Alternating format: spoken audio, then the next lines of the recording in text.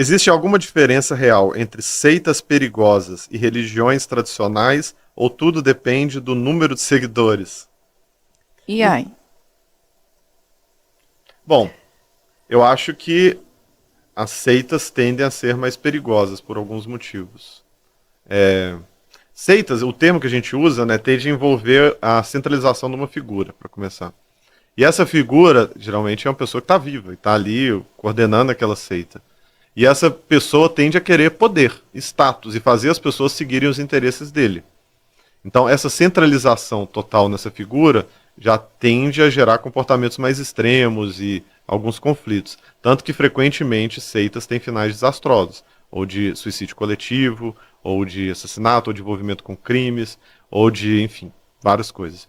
Então, as pessoas talvez já tenham assistido Wild Wild Country, né, um documentário da Netflix que fala do culto da seita do Osho, que era uma seita super pacífica e harmoniosa e focada em coisas bonitas, mas teve um fim muito ruim e desastroso.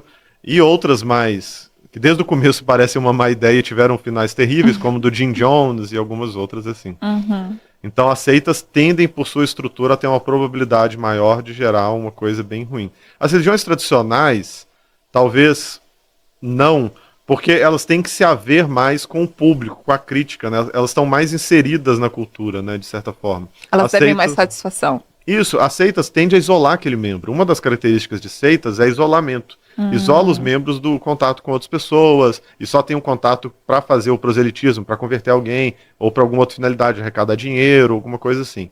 Mas tende a produzir uma alienação ali daquela pessoa deliberada, um isolamento. E dentro dessa bolha pequena e restrita, eles começam a ter práticas que vão crescendo e tendem a se tornar mais extremas. As religiões tradicionais não necessariamente. Na verdade, ao longo do percurso histórico, né, elas se tornaram menos práticas, elas começaram a fazer menos as práticas extremas. No passado, elas já caçaram e mataram pessoas, queimaram e já várias outras coisas assim. Hoje, em praticamente todas elas, a não ser subgrupos, a não ser seitas dentro das religiões tradicionais, isso é mal visto. De Hum. modo geral, nem se você pegar catolicismo, as religiões protestantes, o islamismo, as religiões de matriz africana, candomblé, o hinduísmo, nenhuma delas vai ter nada que defenda caçar pessoas de outras religiões, matar pessoas de outras religiões abertamente, fazer uma guerra abertamente contra, não está incentivando esse tipo de prática abertamente, não está fazendo nada desse tipo. Então, acho que elas tendem a ser menos. O que acontece que pode ser perigoso é quando a religião se une com o Estado. E aí algumas religiões tradicionais ficam muito perigosas por isso, como é o caso dos países teocráticos. Em que em alguns Hum. países teocráticos, como a Arábia Saudita e alguns outros, alguns preceitos presentes no livro sagrado se tornam lei. E aí isso vira um perigo. Então, por Uhum. exemplo, abandonar a religião, a apostasia, leva à pena de morte naqueles países.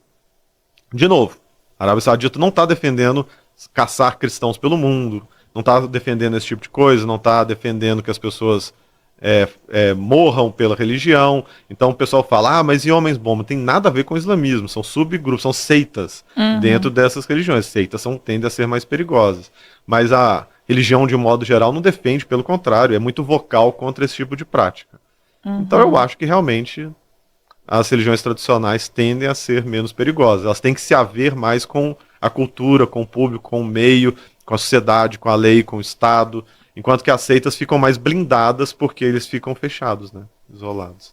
Legal, muito bom, tá vendo? Não se absteve da pergunta do capeta, respondeu muito bem.